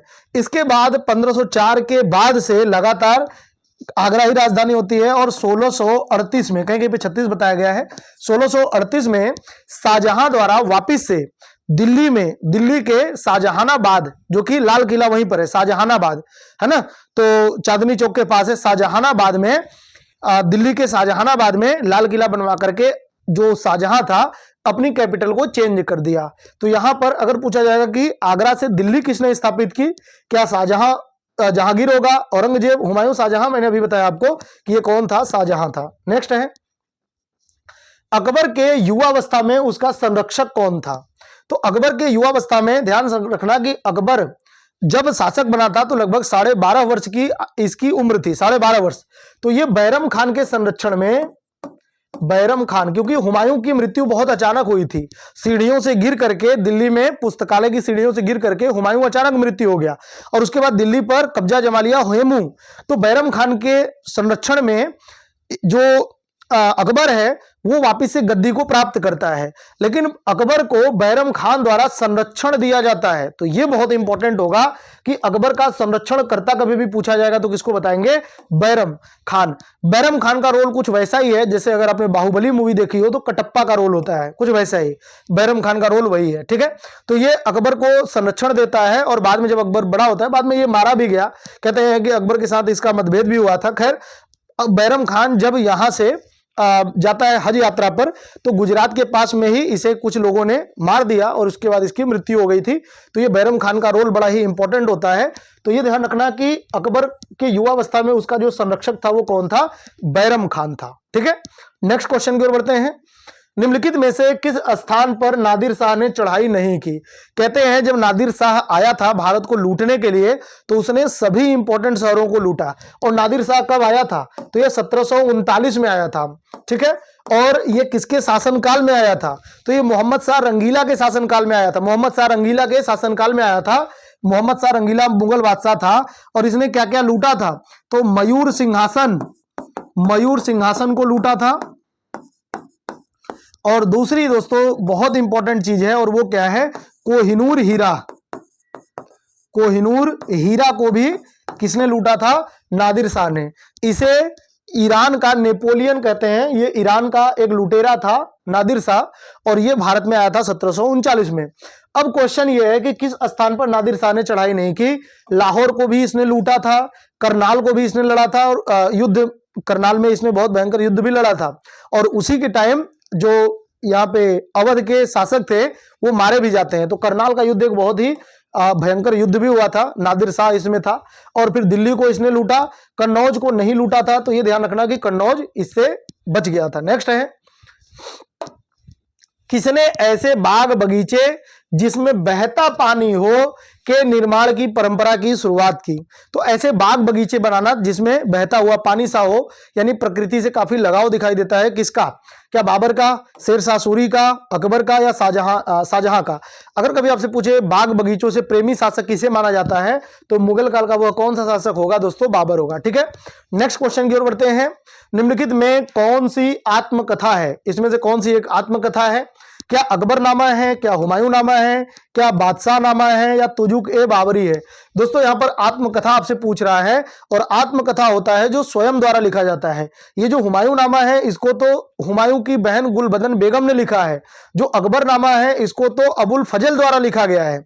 और जो ये कह रहा है आत्मकथा, मतलब जो खुद की जीवनी खुद लिखी जाती है, तो ये दोस्तों हो जाएगा तुजुक ए बाबरी, बाबर ने लिखा है। और किस भाषा में लिखा है? तुर्की भाषा में लिखा है, ये आप ध्यान रखेंगे। नेक्स्ट है, कौन सा सुमेलित नहीं है? कौन सा एक सुमेलित नहीं है? तो एक तरफ है किताब और दूसरी तरफ है उसके लेखक। तो हुमायूंनामा हुमायूं ने लिखा है, तुजुक ए बाबरी बाबर ने लिखा है, तुजुक ए जहांगीरी ये जहांगीर ने लिखा है, शाहजहांनामा ये मोहम्मद सालेह ने लिखा है। तो दोस्तों यहां पर पूछ रहा है कि कौन सा एक सही सुमेलित नहीं है? तो जो हुमायूंनामा है इसको गुलबदन बेगम द्वारा लिखा गया है, आप इसको याद कर लेंगे। नेक्स्ट है, राजा बीरबल की उपाधि किसे दी गई थी? यानी कि राजा बीरबल की एक उपाधि थी, बीरबल एक उपाधि है। इनका वास्तविक नाम अभी मैंने आपको बताया था, इनका वास्तविक नाम क्या है? महेश दास, राजा भगवान दास, बनमाली दास या राजा टोडरमल? तो दोस्तों इसका जो सही जवाब है वो क्या है? महेश दास, महेश दास है। तो ये ध्यान रखेंगे। इनका जो संबंध है अगर कभी आपसे पूछा जाए, अगर आप यूपी के स्टूडेंट हैं तो आपके लिए इंपॉर्टेंट होगा, कालपी जालौन, कालपी जालौन से संबंधित है ये, तो ध्यान रखेंगे। नेक्स्ट है, औरंगजेब ने ज्यादा भवनों का निर्माण नहीं करवाया। तो क्यों नहीं करवाया? उसे वास्तुकला में कोई रुचि नहीं थी। दूसरा, राजमिस्त्री उपलब्ध नहीं थे। ऐसा हो सकता है क्या? ऐसा तो नहीं है, ये तो देखने में ही गलत लग रहा। वह मितव्ययी था, बहुत खर्चीला, मितव्ययी का मतलब खर्चीला। उसे अपने शासनकाल में निरंतर युद्ध करने पड़े। तो दोस्तों ये ज्यादा सही इसमें से कौन सा है? औरंगजेब ने बहुत ज्यादा भवन निर्माण नहीं करवाया, क्योंकि वह लगातार युद्धों में उलझा रहा, और युद्धों की वजह से न तो वो टैक्स कलेक्ट करने की कोई अच्छी पॉलिसी लागू कर पाया, और मतलब कि न तो वो अपनी कमाई बढ़ा पाया, और न ही वो अपने पैसे को अच्छे से यूटिलाइज कर पाया। मतलब जो पैसा उसके पास है उसको अच्छे से यूटिलाइज भी नहीं करवा पाया ना, क्योंकि सारा पैसा लगातार निरंतर युद्ध में उसने झोंक दिया था। कहते हैं अपने जीवन का लगभग 25 वर्ष वो दक्षिण भारत के युद्धों में ही उलझा रहा। तो कुल मिलाकर के युद्ध की वजह से मुगल काल काफी कमजोर भी हो गया, और औरंगजेब अंतिम मुगल शासक है जो स्ट्रांग है। इसके बाद के शासक बिल्कुल मतलब शिथिल हो जाते हैं, बहुत अयोग्य साबित होते हैं वो। 1707 में औरंगजेब की मृत्यु हुई थी, तो ये भी ध्यान रखेंगे। नेक्स्ट है, किस मुगल शासक का 2 बार राज्याभिषेक हुआ? तो ध्यान रखना, अकबर का भी 2 बार राज्याभिषेक हुआ, लेकिन वो सांकेतिक रूप, मतलब एक तरीके से छोटे लेवल पे। हुमायूं भी 2 बार राजा बना था, लेकिन ये कह रहा है कि राज्याभिषेक और सार्वजनिक रूप में जो राज्याभिषेक हुआ 2 बार किसका हुआ? अकबर का, जहांगीर का, शाहजहां का, औरंगजेब का। तो दोस्तों औरंगजेब का 2 बार राज्याभिषेक हुआ था। एक हुआ था 1658 में और दूसरा हुआ था 1659 में। तो ये 2 बार, वजह क्या है? क्योंकि ये अपने भाइयों से ही युद्ध में उलझा रहा, ठीक है, और ये 2 बार शासक बना, ये बारी बारी से, मतलब ये अपने भाइयों से युद्ध में गद्दी के लिए ये उलझा रहा था। नेक्स्ट है, ग्रांड ट्रंक रोड किसको किसको जोड़ती है? किन 2 शहरों से को ये कनेक्ट करती है? क्या ये कोलकाता व मुंबई, दिल्ली व चेन्नई, कोलकाता व अमृतसर, लुधियाना व तिरुपति? तो दोस्तों जो जीटी रोड है ये किसको किसको जोड़ती है? कोलकाता व अमृतसर। सही है, कोलकाता व अमृतसर। इसको किसने बनवाया था? शेरशाह सूरी ने। और इसका नाम जीटी रोड किसने रखा था? ऑकलैंड ने। ठीक है, आगे बढ़ते हैं। वर्ष 1526 ईस्वी में लड़ी गई पानीपत की पहली लड़ाई में बाबर से कौन पराजित हुआ था? तो बाबर से पराजित होने वाला शासक कौन था? क्या इब्राहिम लोदी था, शेरशाह सूरी था, मोहम्मद बिन तुगलक था, अलाउद्दीन खिलजी था? तो दोस्तों पानीपत की पहली लड़ाई में बाबर से जो पराजित हुआ वो कौन था? इब्राहिम लोदी। 1526, 21 अप्रैल 1526। ठीक है, नेक्स्ट, शेर शाह सूरी का मकबरा कहां पर स्थित है? बहुत इंपॉर्टेंट क्वेश्चन है ये, एग्जाम में बहुत बार ये क्वेश्चन रिपीट करता है, तो आप इसको रट लेना। कहां होगा इसका मकबरा? क्या दिल्ली में, आगरा में, सासाराम में, या होगा लाहौर में? दोस्तों शेर शाह सूरी ने, आपको पता होगा कि एक तो चौसा का युद्ध लड़ा था 1539 में, चौसा का युद्ध था, और इस युद्ध में क्या किया था इसने? हुमायूं को पराजित किया। ठीक है, हुमायूं को पराजित किया। फिर 1540 में इसने बिलग्राम का युद्ध लड़ा, और इसमें भी क्या किया? हुमायूं को पराजित किया। बिलग्राम, या इसी को क्या कहते हैं? कन्नौज का युद्ध कहते हैं, कन्नौज का युद्ध भी कहते हैं। और इस युद्ध में इसने क्या किया? हुमायूं को पराजित किया और हुमायूं को खदेड़ दिया भारत से। हुमायूं यहां से भाग गया था।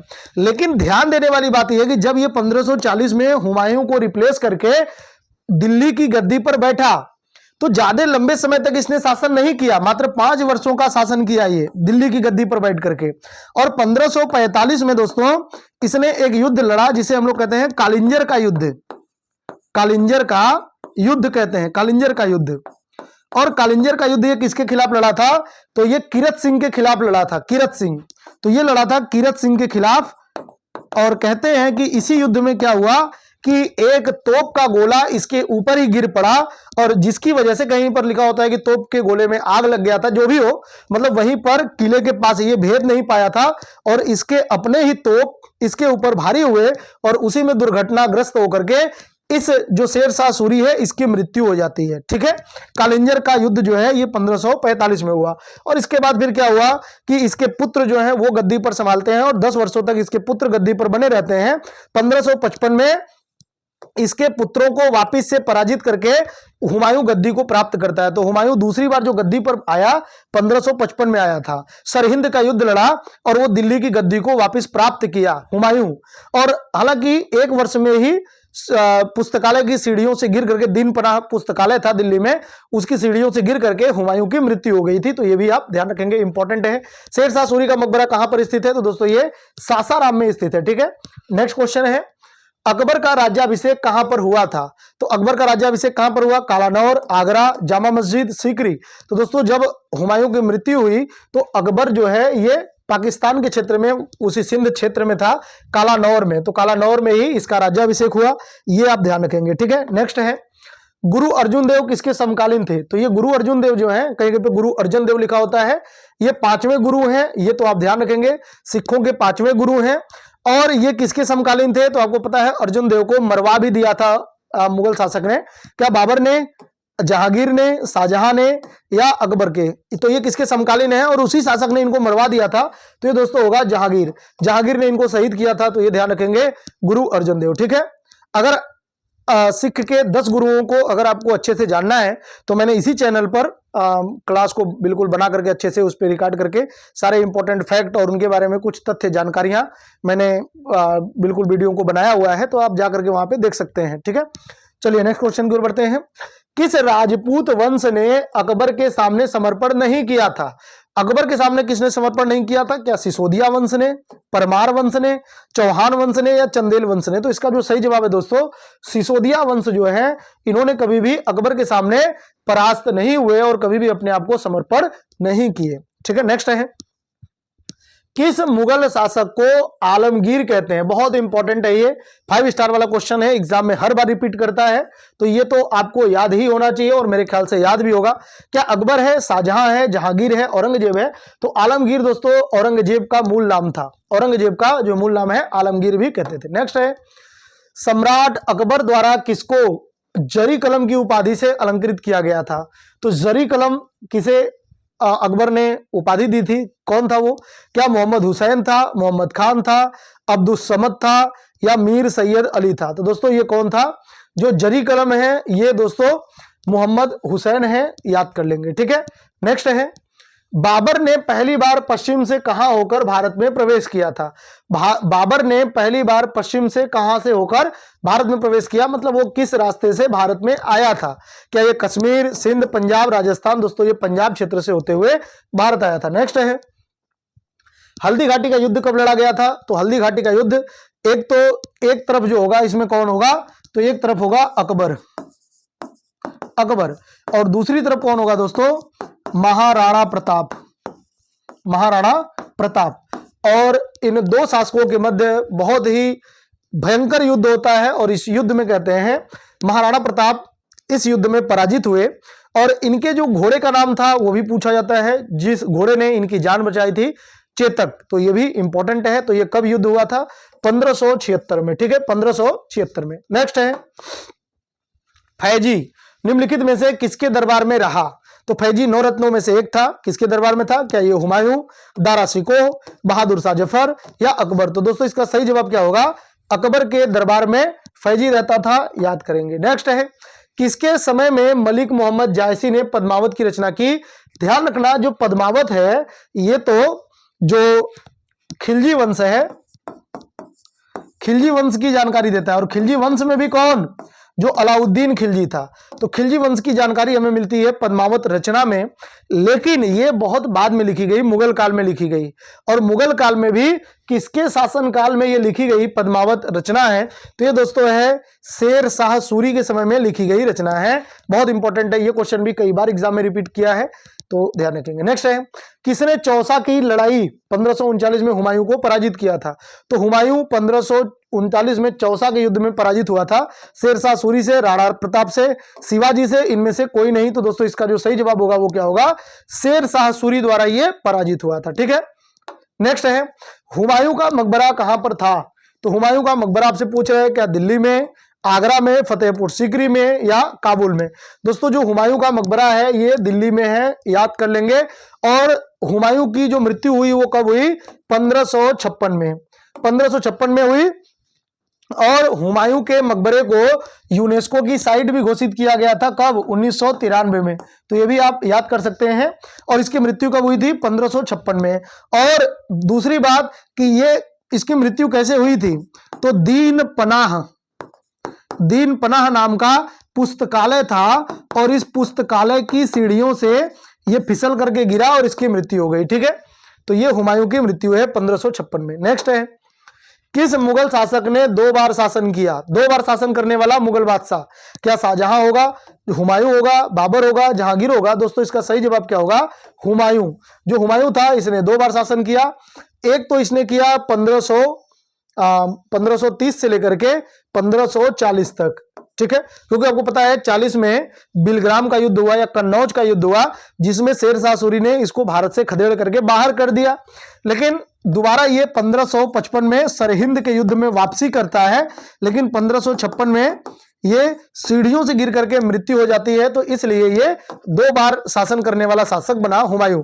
और इसके बारे में लेनपुल ने एक बात कही थी कि भारत का यह वह शासक है जो जिंदगी भर लड़खड़ाता रहा और लड़खड़ाते हुए ही इसकी मृत्यु हो गई। तो ये कौन था? हुमायूं। नेक्स्ट है भारत में बीबी का मकबरा कहां पर स्थित है? तो बीबी का मकबरा दोस्तों किसने बनवाया है? ये बनवाया है औरंगजेब ने। किसने बनवाया दोस्तों? औरंगजेब द्वारा इसको बनवाया गया था। औरंगजेब द्वारा इसको बनवाया गया था। और ये कहां पर है? तो ये औरंगाबाद में है, महाराष्ट्र के औरंगाबाद में है, ध्यान रखेंगे ये। ठीक है, नेक्स्ट है फतेहपुर सीकरी स्थित लाल पत्थर से निर्मित शेख सलीम चिश्ती के मकबरे को किसने संगमरमर का करवाया था? पहले ये फतेहपुर सीकरी का जो मकबरा था ये ऐसे नॉर्मल बना था पत्थर का, लाल पत्थर से। बाद में इसको दोस्तों संगमरमर का बनवाया गया। तो ये किसके द्वारा बनवाया गया था? शेख सलीम चिश्ती का मकबरा है ये। तो इसको किसने बनवाया था? संगमरमर का। इसको पहले तो लाल पत्थर से बनवाया था अकबर ने, लेकिन बाद में इसको संगमरमर से बनवाया था किसने? जहांगीर ने। तो ये ध्यान रखना, जहांगीर द्वारा इसको संगमरमर से बनवाया गया था। नेक्स्ट है किस मुगल शासक को पहले आगरा में दफनाया गया और बाद में उसकी एक अफगान विधवा शव को काबुल ले गई और वहीं पर एक बाग में दफनाया गया? तो यहां पर ध्यान से समझना आपको कि जब बाबर की मृत्यु यहां पर हुई, क्योंकि बाबर बाहरी था, आपको पता है ये फरगना का शासक था। 1526 में ये भारत को लूटने आया था, लेकिन बाद में यहीं पर स्थापित हो गया, इसने अपना शासन व्यवस्था कायम कर लिया। जब 1526 में ये शासन करना स्टार्ट किया, इसने पानीपत का युद्ध, फिर खानवा का युद्ध, फिर चंदेरी का युद्ध, फिर घाघरा का युद्ध, और उसके बाद 1530 में इसकी मृत्यु हुई। जब 1530 में इसकी मृत्यु हुई तो इसको यहीं पर दफना दिया गया। है ना, आगरा में ही इसको दफना दिया गया। लेकिन बाद में पता चला जो इसके करीबी थे और इसकी जो विधवा थी वहां से, उसने भी खबर करवाया कि भाई इसका जो अंतिम इच्छा थी बाबर की कि हम अपने देश में दफनाए जाए, जो हमारा कैपिटल था, जहां के हम लोग हैं। तो ये आया कहां से था? अफगानिस्तान क्षेत्र से। तो इसने कहा हमें भाई अपने देश में ही दफनाया जाए। तो बाद में ये बात पता चली, तो इसको वापिस से निकाला गया और निकाल करके फिर जाकर के वापस से दफनाया गया काबुल में। तो 2 बार दफनाया गया, एक बार पहली बार आगरा में और दूसरी बार काबुल में। तो ये कौन सा शासक था? ये दोस्तों बाबर ही था। ठीक है, नेक्स्ट क्वेश्चन की ओर बढ़ते हैं।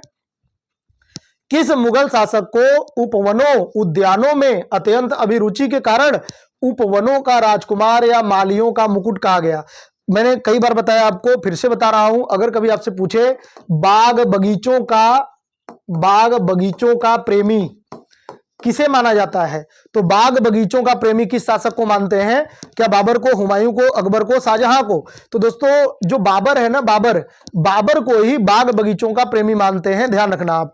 ठीक है, जो हुमायूं है इसके समय में चित्रकला प्रारंभ हुई, और चित्रकला अपने पीक पर कब, किसके शासनकाल में हुई? जहांगीर के। ठीक है, और शाहजहां के समय में स्थापत्य कला बड़े पैमाने पर आगे विकास हुआ। नेक्स्ट है, कौन सा पहला मुगल शासक था जिसने कुषाण साम्राज्य के बाद भारतीय साम्राज्य में काबुल व कांधार शामिल किया? मतलब भारतीय साम्राज्य को जब स्थापित किया गया तो कुषाणों के बाद इस साम्राज्य में काबुल और कांधार भी शामिल किए गए। यानी कि कुषाणों के बाद भारत के किसी भी शासक ने कभी भी काबुल और कांधार को भारतीय साम्राज्य में नहीं समेट पाए थे। तो वो कौन सा शासक था? क्या बाबर, हुमायूं, अकबर, जहांगीर? दोस्तों इसका जो सही जवाब होगा वो क्या होगा? तो ये दोस्तों ध्यान रखना आप, ये होगा बाबर द्वारा ही इसको काबुल और कांधार में भारतीय साम्राज्य में ये शामिल कर लिया था। नेक्स्ट है, किस युद्ध को जीतने के बाद शेर शाह सूरी ने दिल्ली में अफगान सत्ता की स्थापना की? तो किस युद्ध को जीतने के बाद शेर शाह सूरी ने दिल्ली में अफगान सत्ता स्थापित की?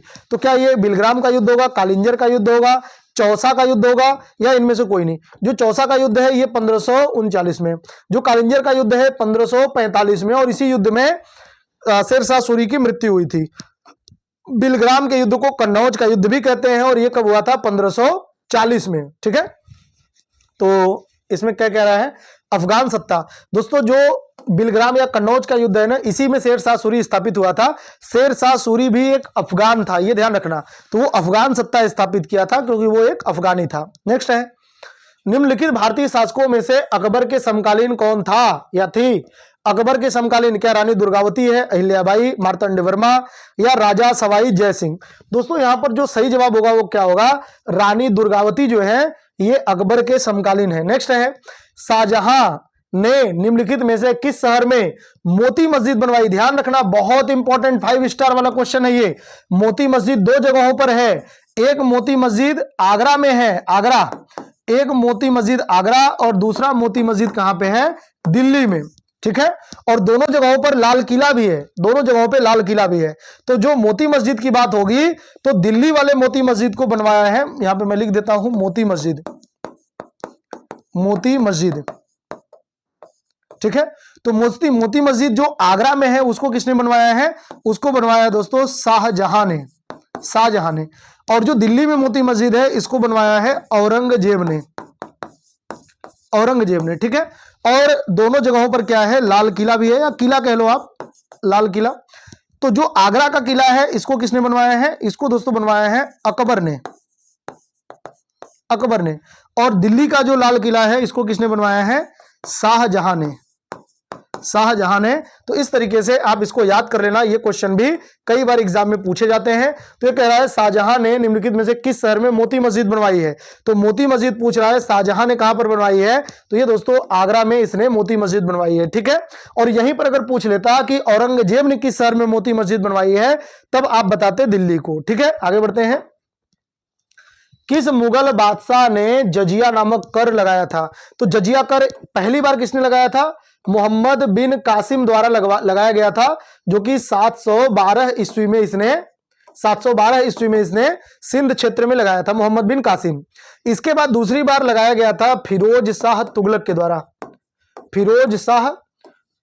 द्वारा इसको दूसरी बार लगाया गया था, लेकिन इसको अकबर ने समाप्त कर दिया।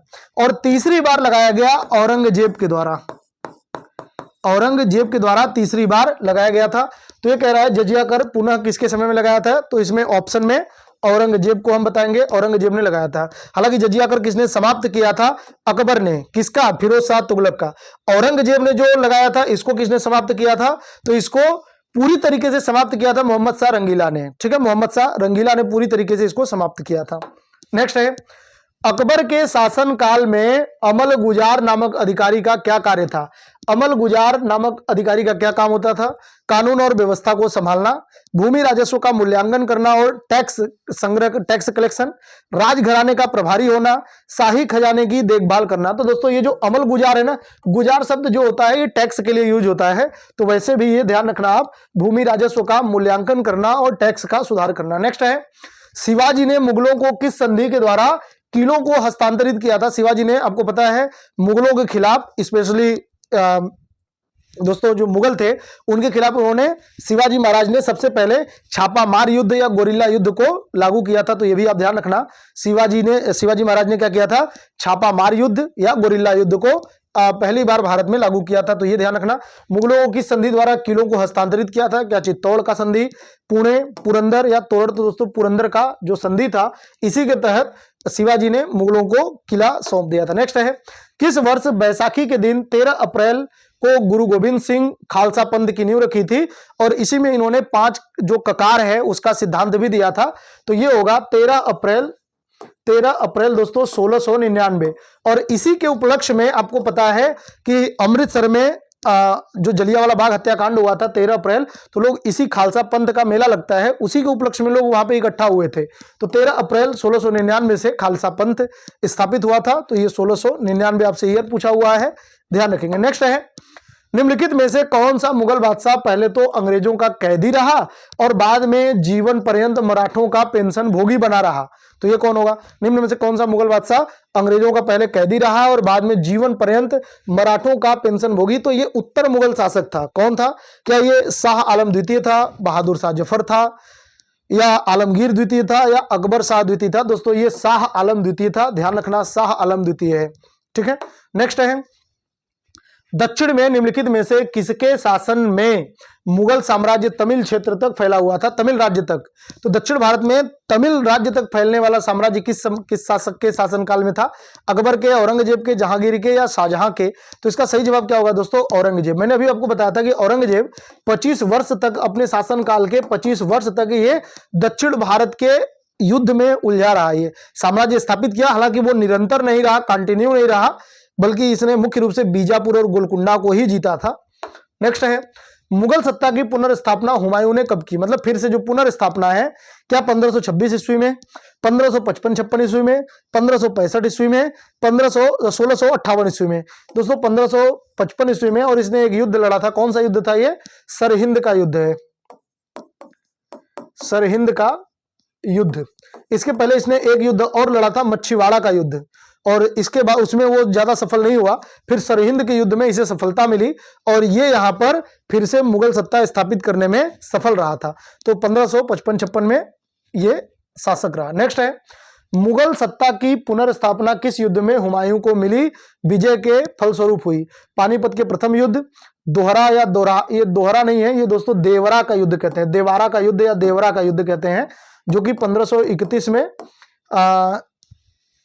हुमायूं द्वारा लड़ा गया था।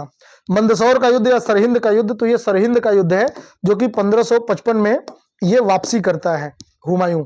नेक्स्ट है, किस मुगल बादशाह की मृत्यु दीनपनाह पुस्तकालय की सीढ़ियों से गिरने के कारण हुई, और दीनपनाह पुस्तकालय कहां पर है, तो दिल्ली में, और इसीलिए इसको दिल्ली में ही दफना दिया गया। ठीक है, तो क्या बाबर होगा, हुमायूं होगा, अकबर होगा, जहांगीर होगा।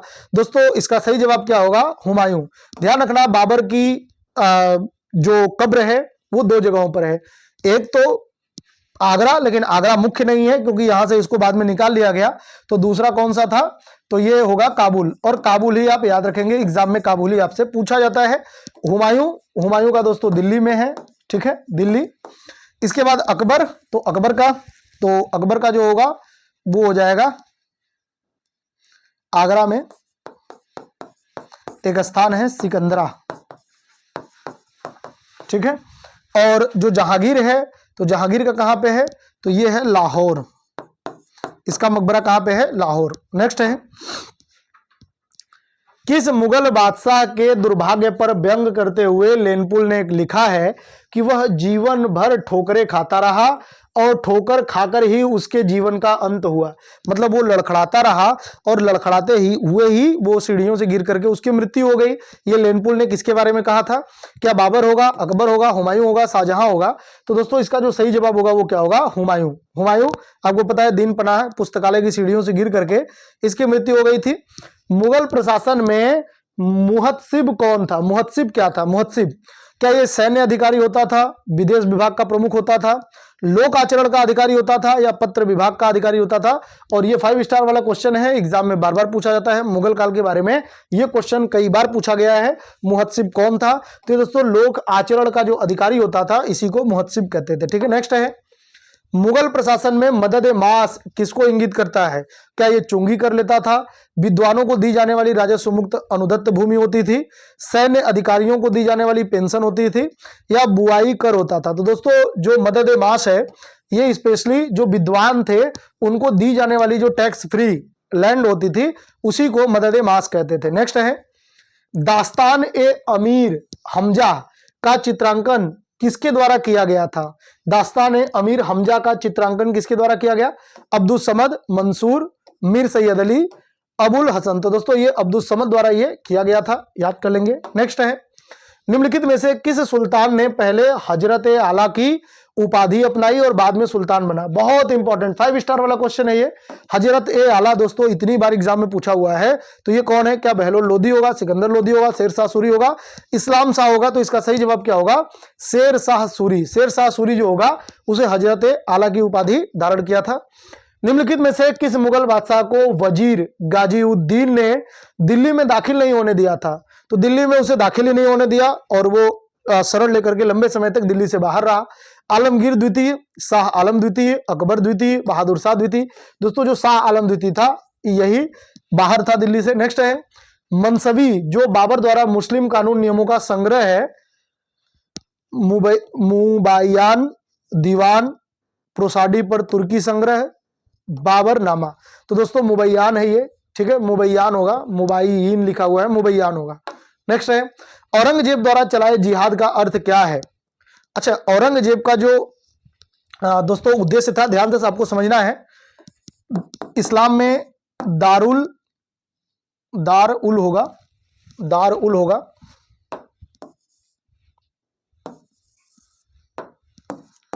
दार उल हर्ब। कभी आपसे पूछ लेगा तो आप इसको ध्यान रखेंगे, ये इंपॉर्टेंट है, दार उल इस्लाम। ठीक है, तो इसका ये कॉन्सेप्ट था, जो इसका इस्लाम को ये फॉलो करता था, औरंगजेब का ये कॉन्सेप्ट था। हर्ब का अर्थ होता है, दारुल हर्ब का अर्थ क्या होता है? कि वह क्षेत्र या वह देश या वह राज्य जहां पर इस्लामिक लोग नहीं रहते, यानी कि जहां पे मुसलमान नहीं रहते, यानी कि गैर मुसलमानी क्षेत्र, गैर मुसलमानी क्षेत्र जहां पे मुसलमान नहीं रहते। ठीक है, तो इसको कन्वर्ट, जहां पे मुसलमान लोग नहीं रहते उस क्षेत्र को दारुल हर्ब कहेंगे। तो इस दारुल हर्ब को कन्वर्ट करके, चेंज करके यहां पे क्या करना है? दारुल इस्लाम करना है। और दारुल इस्लाम किसे कहते हैं? वह क्षेत्र जहां पे पूरी तरीके से मुसलमान लोग रहते हैं, मुसलमान लोग रहते हैं। ठीक है, मुसलमानी क्षेत्र। तो दारुल हर्ब से दारुल इस्लाम बनाना, और भारत को भी, भारत के भी संदर्भ में वो यही सोचता था कि वो दारुल हर्ब से दारुल इस्लाम में बदल देगा। और इसीलिए दोस्तों उसने, आपको पता है, बहुत ही कठोरता से जजिया कर लागू किया था ताकि लोग कन्वर्ट होकर के ये इस्लाम धर्म को स्वीकार कर लें। और बहुत बड़ी संख्या में औरंगजेब के ही शासनकाल में भारत में धर्म परिवर्तन भी हुआ और इस्लामिक एक तरीके से क्रांति भी हुई। एक तरीके से इस्लामिक क्रांति का अर्थ हुआ कि बहुत बड़ी संख्या में लोग इस्लाम में जाकर के शिफ्ट हुए। तो ये कह रहा है कि औरंगजेब द्वारा चलाए गए जिहाद का अर्थ क्या है? तो ये अर्थ है दारुल इस्लाम करना। ठीक है, दारुल इस्लाम, दारुल हर्ब से क्या करना? दारुल इस्लाम करना। नेक्स्ट है, दिल्ली के लाल किले का निर्माण किसने करवाया था? क्या अकबर ने, नूरजहां ने, जहांगीर ने, शाहजहां ने? दोस्तों इसका सही जवाब क्या होगा? शाहजहां ने दिल्ली के लाल किले का निर्माण करवाया था। नेक्स्ट है, हुमायूं द्वारा लड़े गए 4 प्रमुख युद्धों का तथ्यानुसार सही क्रम इंगित करें, युद्ध स्थलों का नाम इंगित करें। तो सबसे पहले इसमें, अच्छा ये चारों के चारों हुमायूं का ही दिया हुआ है, हुमायूं के ही चारों युद्धों को दिया हुआ है। तो सबसे पहले मैं आपको बताता हूं सीक्वेंस। इसमें देवारा का युद्ध दिया हुआ है, देवारा का युद्ध ये 1531 में हुआ। फिर हुआ दोस्तों चौसा का युद्ध, चौसा का युद्ध ये 1539 में हुआ। फिर हुआ कन्नौज या बिलग्राम का युद्ध, कन्नौज का युद्ध, इसी को बिलग्राम का युद्ध भी कहते हैं, ये 1540 में हुआ। ठीक है, देवरा, चौसा, कन्नौज, और फिर ये वापसी किया सरहिंद के युद्ध में, सरहिंद, और सरहिंद के पहले मच्छीवाड़ा का युद्ध भी लड़ा था ये, सरहिंद का युद्ध, सरहिंद और इसके पहले मच्छीवाड़ा का युद्ध, ये दोनों युद्ध इसने 1555 में ही लड़ा था, 1555 में। तो ये इसका सीक्वेंस होगा, तो ये ध्यान रखना, देवारा, चौसा, कन्नौज, बिलग्राम, सरहिंद, इस तरीके से ये बी वाला ऑप्शन सही है। नेक्स्ट है, निम्नलिखित में से किस इतिहासकार ने शाहजहां के शासनकाल को मुगल काल का स्वर्ण युग कहा है? तो शाहजहां के काल को स्वर्ण युग कहा था क्योंकि उसने कहा कि भाई इसने बहुत ज्यादा स्थापत्य वगैरह का निर्माण करवाया और कुल मिलाकर के सारी चीजें ठीक ठाक थी, तो स्वर्ण युग कहा इसने पूरे मुगल काल का। तो वो कौन था? तो दोस्तों A.L. श्रीवास्तव, इतिहासकार, तो ये ध्यान रखेंगे। नेक्स्ट है, पटना को प्रांतीय राजधानी किसने बनाया था? आपको पता है शेर शाह सूरी पूरे दिल्ली का शासक बनने से पहले वो बिहार क्षेत्र का शासक था और इसने पटना को अपना प्रांतीय राजधानी बनाया था, तो शेर शाह सूरी होगा। नेक्स्ट है, मयूर सिंहासन तख्त ए ताउस पर बैठने वाला अंतिम मुगल बादशाह कौन था? आपको पता है कि 1739 में दोस्तों नादिर शाह का आक्रमण होता है और तख्त ए ताउस, जिसे मयूर सिंहासन कहते हैं, उसे यहां से लूट करके ईरान लेके जाया गया। और उस समय भारत पर जो शासन करने वाला मुगल बादशाह था वो कौन था? क्या शाह आलम प्रथम था, मोहम्मद शाह रंगीला था, बहादुर शाह था या जहादर शाह था? तो दोस्तों मोहम्मद शाह रंगीला था और मोहम्मद शाह रंगीला का जो शासनकाल है ये है 1719 से लेकर के 1748 तक का काल है। और इसी बीच में नादिर शाह आकर के मयूर सिंहासन, जिसे तख्त ए ताउस कहते हैं, और दूसरा जो है कोहिनूर हीरा, ये दोनों अपने साथ ले गया था। नेक्स्ट है, पानीपत के युद्ध में बाबर की जीत का मुख्य कारण क्या था? पानीपत को बाबर ने क्यों जीत लिया था? उसकी घुड़सवार सेना थी, उसकी सैन्य कुशलता थी, तुलगमा प्रथा थी, अफगानों की आपसी फूट थी, छोटे मोटे कई सारे वजह होंगे, लेकिन इसमें सबसे बढ़िया उसका सैन्य कुशलता, और स्पेशली इसमें जो इसने तुलगमा पद्धति को लागू किया और दोस्तों इसने तोप का प्रयोग किया था, तोप का प्रयोग। ठीक है, तो ये दोनों ज्यादा वजह होगा। जब्ती प्रणाली किसकी उपज थी? उपज कह रहा है, जब्ती प्रणाली को बड़े पैमाने पर लागू अकबर ने किया, लेकिन किसकी उपज थी? किसको इसको स्टार्ट करने वाला कौन था? गयासुद्दीन तुगलक, सिकंदर लोधी, शेर शाह सूरी, अकबर। दोस्तों इसको शेर शाह सूरी द्वारा प्रारंभ किया गया था, जब्ती प्रणाली या दहसाला प्रणाली। नेक्स्ट है, जवाबित का संबंध किससे है? जवाबित किसे कहेंगे? राज्य कानून से, मनसब प्रणाली को नियंत्रित करने वाले कानून से, टकसाल से संबंधित कानून से, कृषि संबंधित कानून से। दोस्तों इसका सही जवाब क्या होगा? राज्य कानून से, राज्य कानून से। ठीक है, नेक्स्ट है, ईरान के शाह और मुगल शासकों के बीच झगड़े की जड़ क्या थी? तो जो ईरान के शाह थे और मुगल शासक थे, इनके बीच जब भी झगड़ा हुआ, कई बार युद्ध हुआ, झगड़ा हुआ, तो इनके पीछे का मेन जो रीजन था, क्या काबुल को लेकर के, कांधार को लेकर के, कुंदूज को लेकर के, गजनी को, तो कांधार को लेकर के इनके मध्य जो है वो लड़ाई बनी रही। नेक्स्ट है, मुमताज महल का असली नाम क्या था? बहुत इंपॉर्टेंट है, 5 स्टार वाला क्वेश्चन है। और मुमताज महल का जो वास्तविक नाम है, क्या अर्जुमंद बानो बेगम, लाडली बेगम, मेहरुन्निसा या रोशन आरा? दोस्तों ये अर्जुमंद बानो बेगम इनका वास्तविक नाम था। इन्हीं की याद में शाहजहां द्वारा ताजमहल का निर्माण किया गया था। नेक्स्ट है, किस मुगल बादशाह को जिंदा पीर कहा जाता है? तो जिंदा पीर के नाम से जाना जाने वाला मुगल बादशाह, क्या औरंगजेब, अकबर, औरंगजेब, शाहजहां या जहांगीर? तो दोस्तों औरंगजेब इसका सही जवाब होगा। नेक्स्ट है, अकबर द्वारा बनाई गई कौन सी इमारत का नक्शा बौद्ध विहार की तरह है? बौद्ध विहार, तो क्या पंचमहल होगा, दीवाने खास होगा, जोधाबाई होगा या बुलंद दरवाजा होगा? दीवाने खास तो उसने बनवाया नहीं है, दीवाने खास शाहजहां द्वारा बनवाया गया है। तो अकबर का जो पंचमहल है ये दोस्तों बिल्कुल बौद्ध विहार जैसा बना हुआ है, तो ये ध्यान रखेंगे। नेक्स्ट है, अंतिम मुगल बादशाह बहादुर शाह जफर था, उनके पिता का नाम क्या था? तो बहादुर शाह जफर से ठीक पहले कौन सा शासक था? अकबर। अकबर शाह द्वितीय था, तो अकबर शाह द्वितीय ध्यान रखेंगे, ये याद कर लेंगे। इसका शासनकाल कब से कब तक है? 1806 से लेकर के 1836 तक का इसका समय काल है, तो ध्यान रखेंगे। नेक्स्ट है, अकबर ने सर्वप्रथम वैवाहिकी संबंध राजपूतों के साथ स्थापित किए, वह कौन था? सबसे पहले अकबर ने राजपूतों के साथ वैवाहिक संबंध स्थापित किया, लेकिन सबसे पहले किसके साथ स्थापित किया? बुंदेलों से, कछवाहों से, राठौरों से, सिसोदिया से। दोस्तों कछवाहों से अकबर ने सबसे पहले वैवाहिक संबंध स्थापित किए। सिसोदिया वंश कभी भी अकबर के सामने आत्मसमर्पण नहीं किया था, ध्यान रखेंगे। औरंगजेब ने दक्षिण में जिन 2 राज्यों को विजित किया था वो कौन थे? औरंगजेब दक्षिण के जिन 2 राज्यों को, बड़े राज्यों को पराजित किया वो कौन थे? बीजापुर एवं गोलकुंडा थे, याद कर लेंगे। ठीक है, बीजापुर एवं गोलकुंडा ध्यान रखेंगे। और ये दोस्तों लगभग 1686 एवं 1687 के आसपास औरंगजेब ने दोनों राज्यों को जीता था। नेक्स्ट है, निम्नलिखित मुगल बादशाहों में किसने अपनी आत्मकथा फारसी में लिखी थी? तो फारसी में लिखने वाला आत्मकथा कौन सा है? जहांगीर ने लिखा था, तुजुक जहांगीरी। नेक्स्ट है, मुगलों ने नौरोज त्योहार को कहां से लिया है? वैसे नौरोज को पहली बार बलबन ने यहां पर लागू किया था, जो कि पारसियों का त्योहार है नौरोज, लेकिन इस्लाम में भी ये काफी प्रचलित त्योहार बन गया था। तो पारसियों से, यहूदियों से, मंगोलों से, तुर्कों से, ये दोस्तों पारसियों से लिया जाने वाला त्योहार था। नेक्स्ट है, कौन सा मकबरा द्वितीय ताजमहल कहलाता है? द्वितीय ताजमहल या ताजमहल का फूहड़ नकल भी कहलाता है, तो इसको कहते हैं बीबी का मकबरा। बीबी का मकबरा, या इसी को इत्माद-उद-दौला नहीं, रबिया उद दौला का मकबरा भी कहते हैं। इसको रबिया उद दौला का मकबरा भी इसी को कहते हैं, और इसी को बीबी का मकबरा भी कहते हैं। और इसको किसने बनवाया था? औरंगजेब द्वारा इसको बनवाया गया था, औरंगजेब द्वारा। और ये है कहाँ पे? तो ये दोस्तों औरंगाबाद में स्थित है, औरंगाबाद में स्थित है, ध्यान रखेंगे। नेक्स्ट है, किस बादशाह के अंतर्गत मुगल सेना में सर्वाधिक हिंदू सेनापति थे? सबसे ज्यादा हिंदू सेनापति रखने वाला मुगल बादशाह कौन था? क्या हुमायूं, अकबर, जहांगीर या औरंगजेब? तो इसका सही जवाब क्या होगा दोस्तों? औरंगजेब। ठीक है, औरंगजेब सबसे ज्यादा हिंदू सेनापति को रखा हुआ था। ठीक है, नेक्स्ट क्वेश्चन की ओर बढ़ते हैं। किस इतिहासकार ने अकबर द्वारा प्रतिपादित दीन ए इलाही को एक धर्म कहा था? दीन ए इलाही आपको पता है 1582 में अकबर द्वारा लागू किया गया था। तो इसको सबसे पहले एक धर्म की उपाधि किसने दी?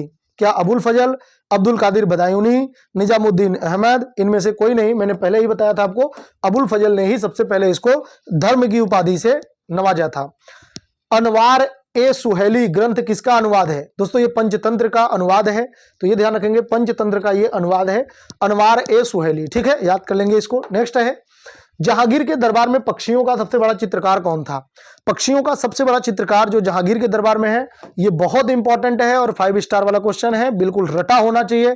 क्या ख्वाजा अब्दुल समद था, सैयद अली तरबेजी था, बसावन था, मंसूर था? दोस्तों मंसूर जो था ये सबसे बड़ा चित्रकार था। नेक्स्ट है, निम्न में से किसने मुगल काल में ऐतिहासिक विवरण लिखा था? तो मुगल काल में ऐतिहासिक विवरण लिखने वाला कौन था? क्या गुलबदन बेगम, नूरजहां बेगम, जहां आरा बेगम, जेबुन्निसा बेगम? तो दोस्तों ये गुलबदन बेगम द्वारा ही मुगल काल में ऐतिहासिक लिखा गया था। अकबर द्वारा अपनाई गई सुलह ए कुल, सार्वभौमिक शांति एवं भाईचारा की अवधारणा निम्नलिखित में से किस पर आधारित थी? तो ये राजनीति में उदारता थी, धार्मिक सहनशीलता या उदारवादी सांस्कृतिक दृष्टिकोण, उपयुक्त सभी? तो ये उपयुक्त जो सभी है ये सब में आता है। नेक्स्ट है, प्रसिद्ध संगीतज्ञ जो तानसेन है, इनका मकबरा कहां पर स्थित था? तो अभी भी इनका मकबरा स्थित है। तानसेन का जो वास्तविक नाम क्या है? रामतनु पांडे। और ये किसके दरबारी थे? अकबर के दरबारी थे। तो इनका मकबरा कहां पर है? क्या आगरा में, ग्वालियर में, झांसी में, जयपुर में? दोस्तों इनका जो मकबरा है ये कहां पर है? ग्वालियर में। नेक्स्ट है, गुलबदन बेगम किसकी पुत्री थी? तो जो गुलबदन बेगम है ये किसकी पुत्री है? ये दोस्तों पुत्री है बाबर की। और किसकी बहन है? तो बहन होंगी हुमायूं की। नेक्स्ट है, मुगल प्रशासन में जिले को किस नाम से जाना जाता था? मुगल प्रशासन में जिले को किस नाम से जाना जाता था? आहार, दस्तूर, सूबा, सरकार? दोस्तों मुगल काल में जिले को सरकार कहते थे। ठीक है, सरकार। नेक्स्ट है, किस सिख गुरु की मृत्यु के लिए औरंगजेब जिम्मेदार है? औरंगजेब ने उनको बिल्कुल शहीद कर दिया था। क्या ये गुरु गोविंद सिंह होंगे, गुरु तेग बहादुर होंगे, गुरु रामदास होंगे, गुरु अंगद देव होंगे? तो दोस्तों यहां पर ध्यान रखना, जो गुरु तेग बहादुर हैं जो कि 9वें गुरु हैं, इनको किसने शहीद किया था? औरंगजेब ने शहीद किया था। नेक्स्ट है, भारत के मुगल शासक बनने पर जहीरुद्दीन मोहम्मद ने क्या नाम रखा था? तो जहीरुद्दीन मोहम्मद बाबर, जहीरुद्दीन मोहम्मद बाबर, ठीक है, तो बाबर। नेक्स्ट है, अकबर के काल में महाभारत का फारसी अनुवाद किसके निर्देशन में हुआ था? वह कौन था? उतबी था, उतबी तो इनके दरबार में ही नहीं रहता था। नाजिरी, अबुल फजल, फैजी। तो दोस्तों ये अबुल फजल था, ठीक है, ध्यान रखेंगे आप। नेक्स्ट है, दिल्ली के प्रसिद्ध जामा मस्जिद का निर्माण किसने किया है? तो जामा मस्जिद को किसने बनवाया है? क्या हुमायूं ने, शाहजहां ने, अकबर ने, इब्राहिम लोदी ने? दोस्तों अकबर द्वारा, ये शाहजहां द्वारा बनवाया गया है, तो ये ध्यान रखेंगे, शाहजहां द्वारा इसको निर्मित किया गया है।